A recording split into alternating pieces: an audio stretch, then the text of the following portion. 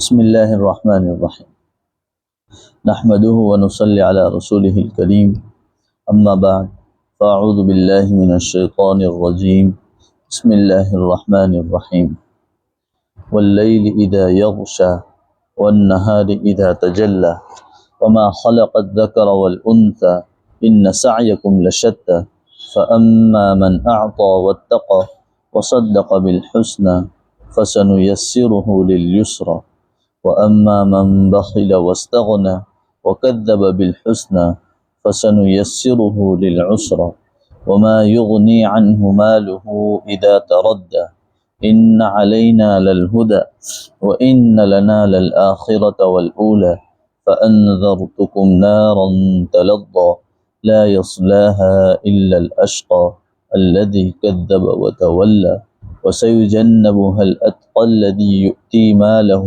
يَتَزَكَّى وَمَا لِأَحَدٍ عِندَهُ مِن نِّعْمَةٍ تُجْزَى إِلَّا ابْتِغَاءَ وَجْهِ رَبِّهِ الْأَعْلَى وَلَسَوْفَ يَرْضَى صدق اللہ العظیم۔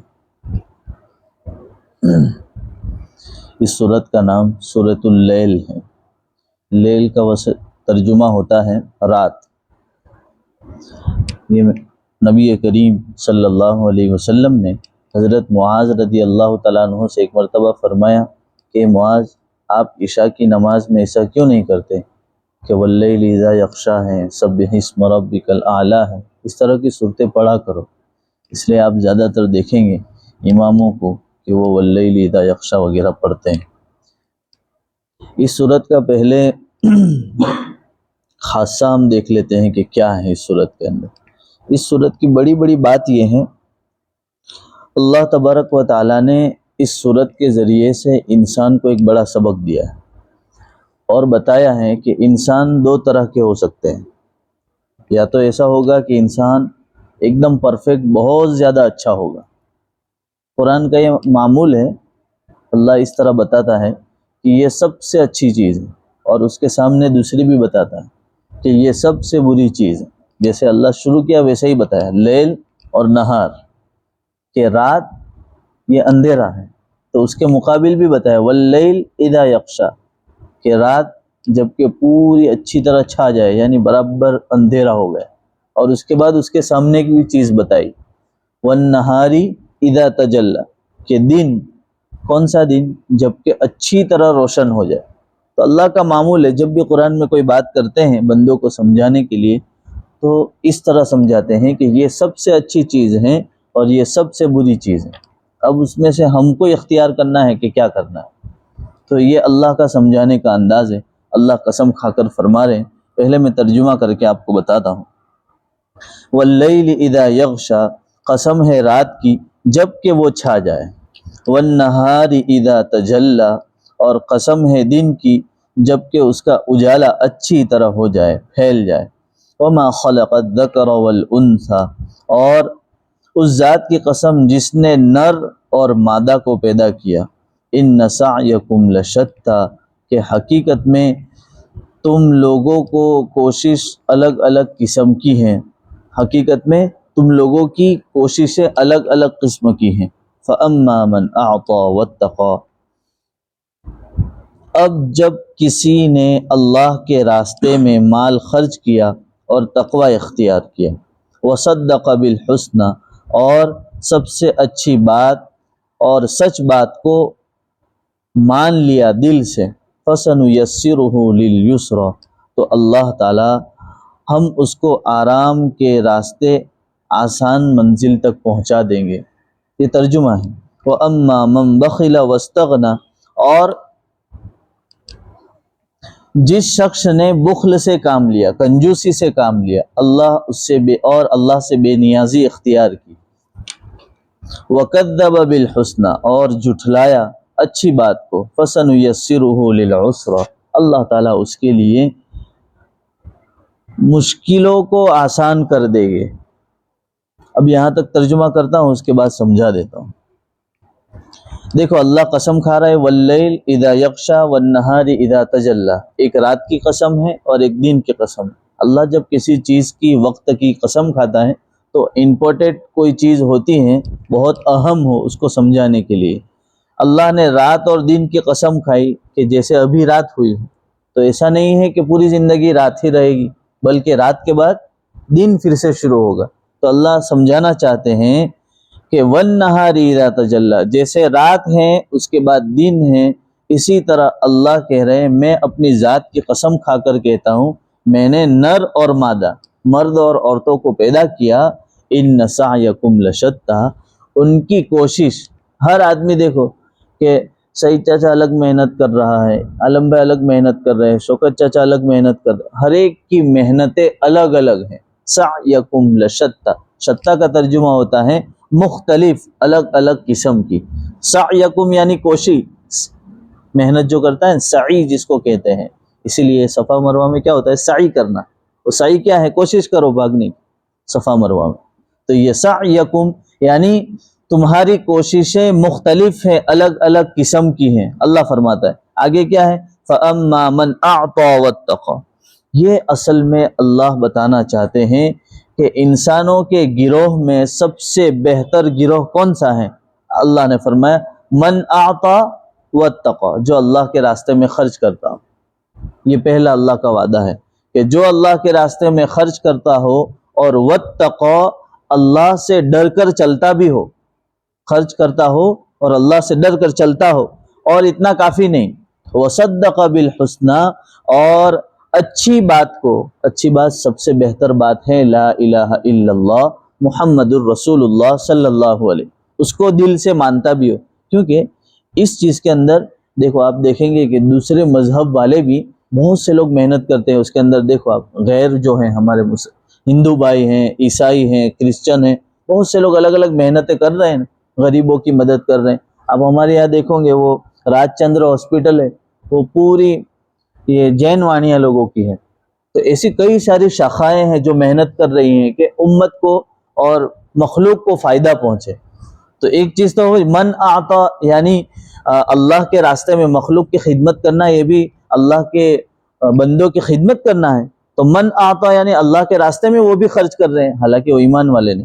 واتقى، اور وہ جس کو بھی مانتے اس سے ڈر رہے ہیں، لیکن ایک چیز کا ان کے پاس انکار ہے، وصدق بالحسنى، وہ اس بات کا اقرار نہیں کرتے ہیں کہ اللہ کے علاوہ کوئی معبود نہیں، اس لیے ان کو یہ فائدہ نہیں دے گا۔ تو سب سے بہتر آدمی وہ ہوگا جو اللہ کے راستے میں خرچ کرتا ہوگا، اللہ سے ڈرتا ہوگا، اور وصدق بالحسنى، اللہ نے جو بات بتائی ہے اس پر اپنی زبانی اور دلی دونوں باتوں سے اقرار کرتا ہوگا۔ یہ تین کام جو شخص بھی کر لے گا، اللہ فرماتے ہیں فَسَنُيَسِّرُهُ لِلْيُسْرَى، اللہ اس کے لیے آسان کر دے گے، آسانیاں۔ یہ عجیب معاملہ ہے اللہ کا، یہاں اللہ نے عجیب ایک بات سمجھائی ہے، حالانکہ بات اس طرح نہیں بتانی تھی، اللہ بتانا کچھ اور چاہتے تھے، لیکن ایسا عجیب انداز اپنایا ہے اللہ نے اس بات کو سمجھانے کے لیے کہ پانی ہے تو میں اس کو یوں کہوں کہ پانی ہے، پانی ہے، بھائی ایک مرتبہ کہنا کافی ہے۔ اللہ کہہ رہے ہیں ایک تو نیسرہ، اس کا ترجمہ بھی ہوتا ہے آسان، اور یسرا کا ترجمہ بھی ہوتا ہے آسان، تو دونوں ساتھ میں مل گئے۔ لیکن اللہ اس بات کے اندر یہ بتانا چاہتے ہیں کہ جو بندہ اعطا یعنی اللہ کے راستے میں خرچ کرے، واتقى اور اللہ سے ڈرے، اور وصدق بالحسنى اللہ پر ایمان لاوے، لا الہ الا اللہ پر ایمان لاوے، تو اللہ اس کی جزا بتاتے ہیں کہ انسان کی طبیعت کو ہم ایسا بنا دیں گے کہ وہ خود بخود اس کے اعمال ہوتے چلے جاویں گے۔ ایسا ہوگا، ایک آدمی جس ماحول میں رہتا ہے نا، ایک آدمی اچھے ماحول میں رہتا ہے، عطر کی دکان ہے، وہ عطر خوشبو ہمیشہ سونگھتا ہوا آدمی ہے، تو اس کو عطر کی دکان میں اچھا محسوس ہوتا ہے۔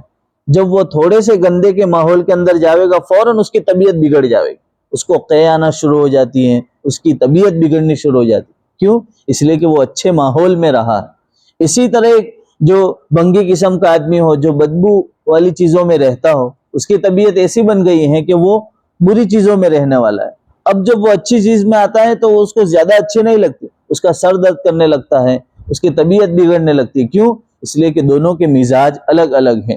اللہ فرماتے ہیں کہ جو شخص یہ کام کریں، اللہ کے راستے میں خرچ، اللہ سے ڈریں اور اچھی بات کو مان لے، تو اللہ اس کی طبیعت ہی ایسی بنا دیتے ہیں کہ یسرا جنت والے کام اس سے خود بخود ہونا شروع ہو جاتا، طبیعت ایسی بن جاتی۔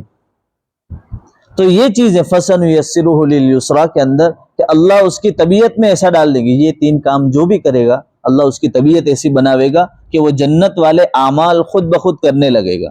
وَأَمَّا مَنْ بَخِلَ وَاسْتَغْنَى، اور جس شخص نے مال میں کنجوسی کی، عجیب معاملہ ہے، اللہ اس صورت کے اندر یہی زیادہ سمجھا رہے ہیں، کیونکہ فطری چیز اللہ نے ہمارے دل کے اندر یہ رکھی ہے کہ مال، اس کی محبت دل کے اندر ہے ہی۔ ہر شخص کتنا ہی بڑا پرہیزگار ہو، کتنا ہی بڑا اللہ والا ہو، فطرت میں اللہ نے ڈالا ہے۔ اسی لیے اللہ نے جو ہے زکوٰۃ فرض کی، پھر صدقہ فطر فرض کیا، اس کے بعد کہا کہ نان نفقہ جو گھر میں حقوق واجبہ دینا ہے، اپنی بیوی کو، اپنے والدین کو، اپنے بچوں کو، گھر والوں کو، یہ سارا جو دینا ہے وہ اسی لیے مرد پر اوپر قائم کیا کہ آپ اپنا مال خرچ کریں گے تو مال کی محبت کم ہوگی۔ اسی لیے اللہ اس کو بتانا چاہتے ہیں کہ سب سے پہلی چیز بتائی من آتا، کہ اللہ کے راستے میں خرچ کرو، جتنا خرچ کرو گے مال کی محبت کم ہوگی۔ یہ زیادہ نکلتا نہیں، بہت کم ہوتے ہیں جن کے ہاتھوں سے مال نکلتا ہے۔ تو یہ چیزیں کہ اللہ کے راستے میں، اسی لیے فرماتے ہیں کہ سب سے بہترین صدقہ وہ ہے، سب سے بہترین۔ میرے پاس صرف 500 روپے ہیں اور کچھ بھی نہیں، پورا مہینہ میرے پاس اب 500 روپے بچے ہیں، اور ایسے موقع سے مجھے معلوم ہے کہ اگر یہ 500 روپے میں سے اگر میں نے زیادہ خرچ کر دیا اللہ کے راستے میں تو میرے پاس کھانے پینے کے لالے ہو جاویں۔ پھر بھی اللہ پر یقین، حالانکہ حکم ایسا نہیں ہے، اگر آپ کے پاس اتنے ہی ہیں تو اس کو بچا کر آپ پورا مہینہ یا جتنے دن باقی ہے اس کو چلاؤ، لیکن اللہ پر یقین رکھتے ہوئے کہ میرا اللہ مجھے کھلانے والا ہے، میں اپنے دل پر پتھر رکھ کر اللہ کو راضی کرنے کے لیے اس میں سے صدقہ نکالتا ہوں۔ ایک آدمی 1,00,000 روپے میں سے 5,000 نکالے یا اس سے زیادہ نکالے، اور ایک آدمی اس میں سے کم از کم 100 روپیہ 200 روپیہ نکالے، اللہ کو یہ بہت زیادہ پسند کہ اس نے 500 روپے تھے، اس کا خرچہ سارا سامنے تھا، اس کے باوجود اپنے دل کو مچوڑ کر میری رضامندی کے لیے جب اس نے دیا ہے، اللہ بہت خوش ہوتا ہے۔ اور یہی چیز اللہ اس سے منع کر رہے ہیں کہ وَأَمَّا مَنْ بَخِلَ، جس شخص نے کنجوسی کی اپنے مال کے اندر، وَاسْتَغْنَى، اور بے پرواہی، جس کے پاس مال آ جاتا ہے نا وہ کنجوسی کرتا ہے تو اس کے بعد بے پرواہ ہوتا ہے کہ میرے پاس تو بہت مال ہے، مجھے کسی کی ضرورت نہیں ہے۔ مال جس کے پاس آتا ہے تو یہ چیز اس کے ساتھ آتی، اور جو شخص جس کے پاس مال بھی ہے لیکن وہ خرچ کرتا ہے تو اللہ اس کے دل میں آٹومیٹک یہ ڈالتے ہیں وَاتَّقَى، تو اس کو معلوم ہے مجھے اللہ کی ضرورت ہے، اس لیے میں خرچ کر رہا ہوں، میں صدقہ دے رہا ہوں، میں حقوق واجبہ ادا کر رہا ہوں، میں زکوٰۃ نکال رہا ہوں۔ کیوں؟ اس لیے کہ اللہ کے سامنے مجھے جواب دینا ہے۔ اور سامنے والا جو ہوتا ہے جو کنجوسی کرتا ہے وہ اس لیے کرتا ہے وَأَمَّا مَنْ بَخِلَ، کنجوسی اس لیے کرتا ہے مجھے اللہ کے یہاں جواب دینا ہے یا نہیں دینا اس کا یقین دل میں نہیں ہوتا، اسی لیے آگے آیت آئی وَكَذَّبَ بِالْحُسْنَى، اور وہ جھٹلاتا ہے اللہ کی یقینی اور اچھی بات کو جھٹلاتا ہے۔ اب اللہ کہہ رہے فَسَنُيَسِّرُهُ، اس کے لیے ہم آسان کر دیتے ہیں جہنم والے اعمال۔ اب جب آدمی کنجوس ہوتا ہے نا تو آپ زیادہ تر دیکھو جو خرچ کرنے والا ہے اور اس کے ساتھ تھوڑی بہت اپنے دل کے اندر پاکیزگی رکھتا ہے، یہ مال جو ہے اپنے دل کو اندر سے بھی پاک کرتا ہے۔ مال کی محبت، جب مال خرچ کرتے ہیں تو دل کو بھی پاک کرتا ہے، اور اللہ پر ایمان بھی لاتا ہے تو اس کا دل پاک صاف ہو کر جنت والے اعمال ہوتے ہیں۔ اور اس کے برخلاف جیسے میں نے بتایا رات اور دن، اسی طرح اللہ بتا رہے کہ یہ تو اچھے والے اعمال ہیں، اور اس کے سامنے برے والے، کنجوسی کرنے والا، اللہ سے بے پرواہ ہونے والا، اور جھٹلانے والا اچھی بات کو، یعنی لا الہ الا اللہ، اللہ پر یقین نہیں رکھتا یا اطاعت نہیں کرتا، اللہ فرماتے ہیں جہنم والے اعمال اس کے لیے۔ اس لیے آپ دیکھو بہت سو کو ہم دعوت بھی دیتے ہیں کہ بھائی نماز کے لیے آؤ، آپ جو ہیں یہ دینی کام میں چلے جاؤ، کچھ بھی جواب دے کر جو ہے وہ بھاگ جاتے ہیں، اللہ ان کو بلاتا ہی نہیں، ان کی طبیعت میں کچھ ہوتا ہی نہیں۔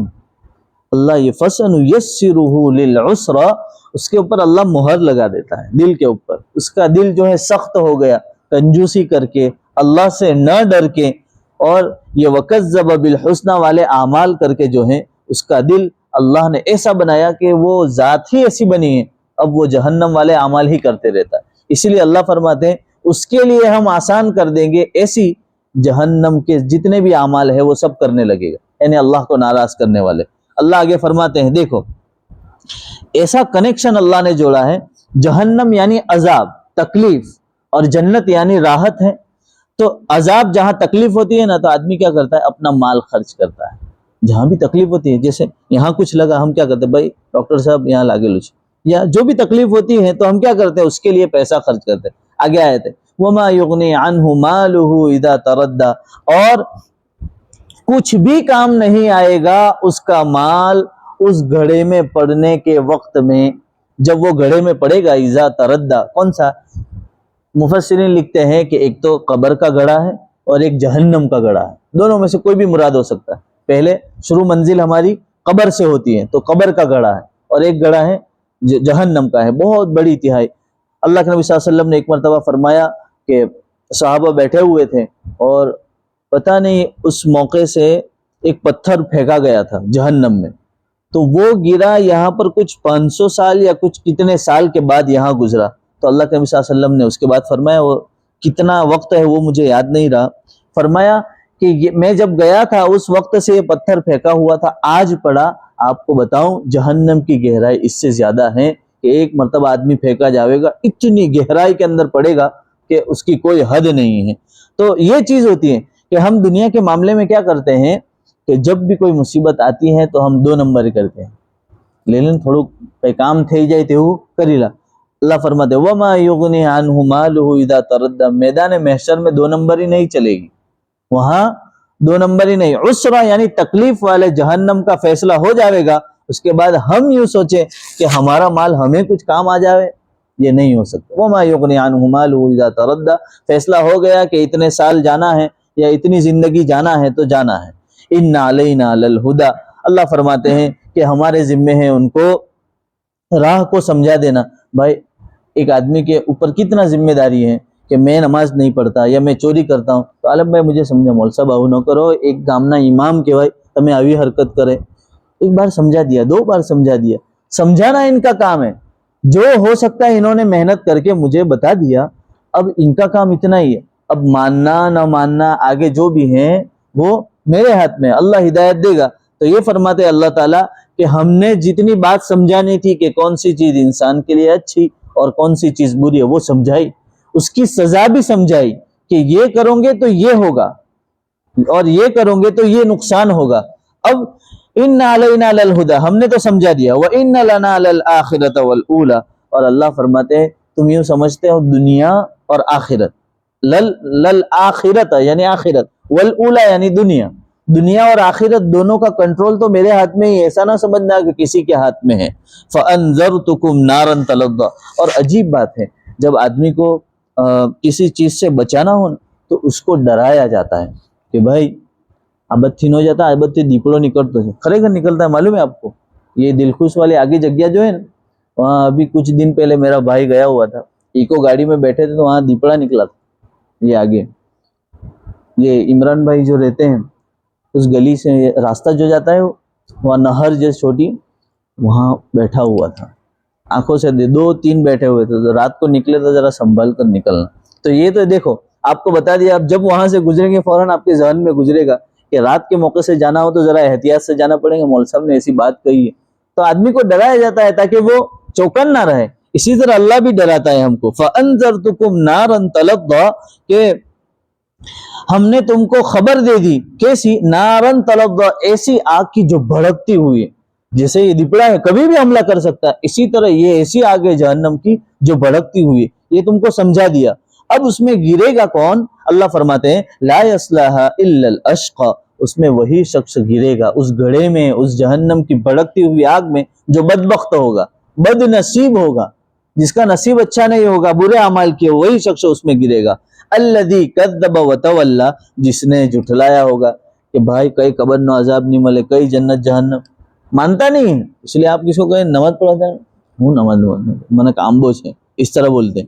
اور وتولی یعنی منہ پھیر لیا, جب کہیں نماز کی دعوت دیا کریں گے تو کک مار کے دوسری طرف ہماری گاڑی بھاگ جاتی ہے. اللہ فرماتے ہیں وَسَيُجَنَّبُهَا الْأَتْقَى, اور کون بچ جاوے گا ان سب عذابات سے, تکلیفات سے, ان قریب وہ بچائے جاویں گے. اتقا, جو الذی یؤتی مالہ یتزکی، اللہ پھر سے فرماتے ہیں کہ جنہوں نے اپنا مال اللہ کے راستے میں خرچ کیا اپنے دل کو پاک کرنے کے لیے، اتقا مالہ یتزکی، مال ایسا ہے کہ دل کے اندر خرابی لاتا ہے۔ آپ دیکھ لو، آپ کو ابھی جو ہے مجھے بھی دے دیا جائے تو بمبری آ جاتی ہے کھوپڑی میں، اس لیے فرعون کو کیا ہوا تھا؟ فرعون کے پاس بہت مال تھا، جتنے بھی مالدار آدمی کو دیکھو گے، ہاں وہ شخص میں نے بتایا نا شروع میں، اللہ کہہ رہے آتا جو اللہ کے راستے میں خرچ کرتا ہے اور ڈرتا ہے اللہ سے کہ مجھے اللہ کی ضرورت ہے، میں اس لیے پہلے زکوٰۃ، اس کے بعد صدقہ فطر، اس کے بعد گھر والوں کا خرچہ، والدین کا خرچہ، بھائی بہن جو بھی اپنے کنیکشن ہیں ان کا خرچہ، پڑوسیوں کے حقوق جو جتنے لگتے ہیں ان پر خرچہ کرتا ہے، اور صدق دل سے اللہ کو مانتا ہے، اللہ کی دین کی بات کو مانتا ہے، اللہ اس کے لیے آسان کر دیتا۔ وَسَيُجَنَّبُهَا الْأَتْقَى الَّذِي يُؤْتِي مَالَهُ يَتَزَكَّى، وہ مال اس لیے خرچ کرتا ہے تاکہ اس کا دل صاف ہو جاوے۔ یہ وَمَا لِأَحَدٍ عِنْدَهُ مِن نِعْمَةٍ تُجْزَى إِلَّا ابْتِغَاءَ وَجْهِ رَبِّهِ الْأَعْلَى وَلَسَوْفَ يَرْضَى۔ اس صورت یہ آخری جو آیتیں ہیں اس کے اندر فرماتے ہیں کہ حضرت ابو بکر رضی اللہ تعالیٰ عنہ، ابو بکر صدیق رضی اللہ تعالیٰ عنہ جو ہیں، یہ بات ختم ہو گئی، میں نے بہت شارٹ میں اس کو ختم کر دیا، ترجمہ اور موٹی موٹی سی تفسیر کر کے اس کو ختم کیا ہے۔ تو یہ آخری 3 آیت ہیں، اس کے اندر مفسرین یہ لکھتے ہیں کہ حضرت ابو بکر صدیق رضی اللہ تعالیٰ عنہ کے والد صاحب ایک مرتبہ کہنے لگے، یہ بلال رضی اللہ تعالیٰ عنہ جو اذان دیتے تھے وہ، اور اس کے علاوہ بھی عامر بن فہیرہ، اس طرح کے بہت سارے کچھ 9 غلام کو آزاد کیا تھا، اپنے پیسے سے خرید کر ان کو آزاد کر دیا کہ جاؤ تم دشمنوں کے ہاتھ میں اتنی ساری تکلیفیں برداشت کرتے، کیونکہ وہ ایمان لے آئے تھے اور ایمان کی حالت میں وہ غلام تھے، جیسے حضرت بلال، عامر بن فہیر اور اس طرح کے بہت سارے غلام تھے، ان سب کو آزاد۔ اب اتفاق ایسا تھا جتنے بھی غلام تھے نا وہ عمر والے تھے، عمر رسیدہ تھے، کچھ 55 سال کے، 60 سال کے، مثال دے رہا ہوں، اتنی عمر تھی کہ وہ ضعیف ہو گئے، کمزور ہو گئے، بہت ہٹے کٹے نہیں تھے۔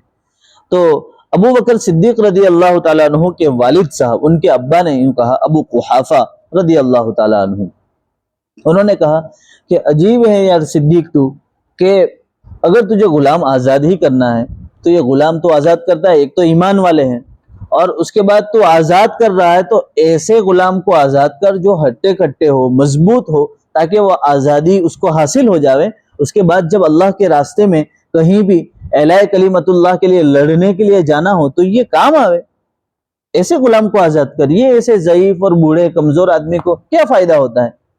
اس موقع سے حضرت ابو بکر صدیق رضی اللہ تعالیٰ عنہ نے یہ فرمایا تھا، وَمَا لِأَحَدٍ عِنْدَهُ مِن نِعْمَةٍ تُجْزَى، کہ یہ صدیق وہ آدمی ہے، اس کے بارے میں مفتی تقی صاحب نے بہت اچھا ترجمہ کیا ہے کہ حالانکہ اس پر کسی کا کوئی احسان نہیں تھا جس کا بدلہ دیا جاتا۔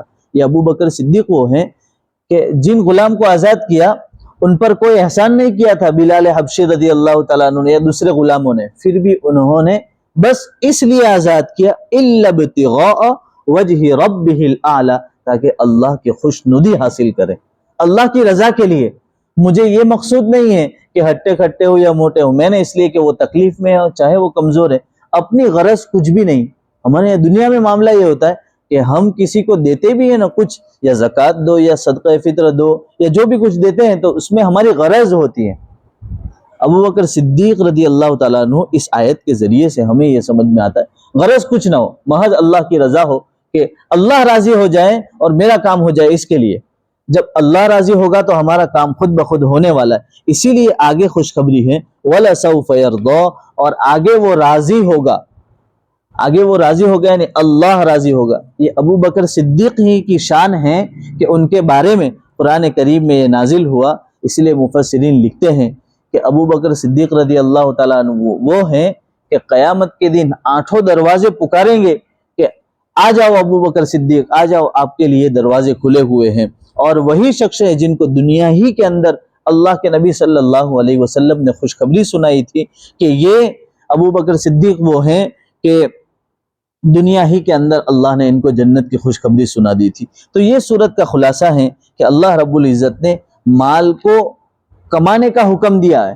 لیکن مال کی حرص جو اتنا مال میں گھس جاتا ہے کہ پھر ہماری جو آخرت ہے وہ تباہ ہو جاوے، تو پھر جو ہے یہ نقصان دہ. تو کتنا ہونا چاہیے؟ من اعطا، اللہ کے راستے میں ہمارے پاس جتنا ہے اس میں سے جتنا دل کی خوشی سے اللہ کو راضی کرنے کے لیے دے سکتے ہیں دے. یہ سب سے اہم ہے.